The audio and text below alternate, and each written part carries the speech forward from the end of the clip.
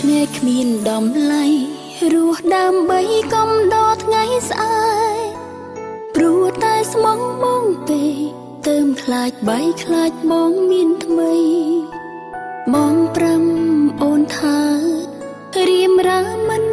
បោះបង់ស្រីឲ្យអូនទុំចិនថ្លៃបងមិនប្រែឡើយចិនអូនមិនស្រឡាញ់អូនខ្លាចណាំងក៏ស្អំពីងលាតែក៏ដល់វេលាត្រូវបែកគ្នាព្រោះតែអូនម្នាក់អូនជានាងថ្មីដែរថ្លៃបងស្នេហ៍លួចលាក់បងហ៊ានក្បន់ចិត្តអ្នកចឹង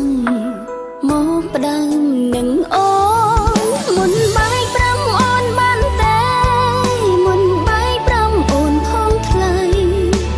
អូនពិនជាចង់ដឹងនេះហើយឬវៃបងស្នេហ៍អូន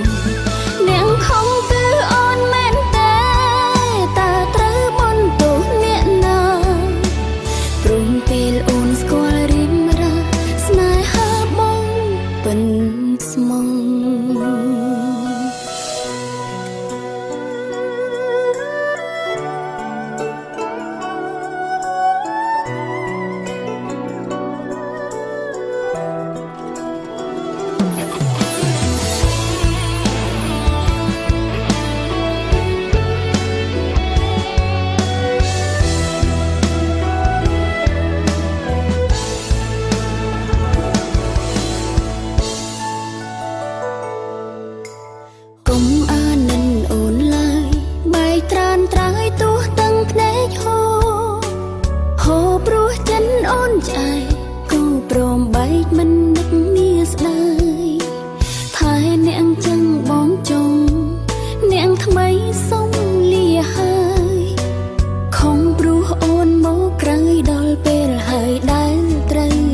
ចេញ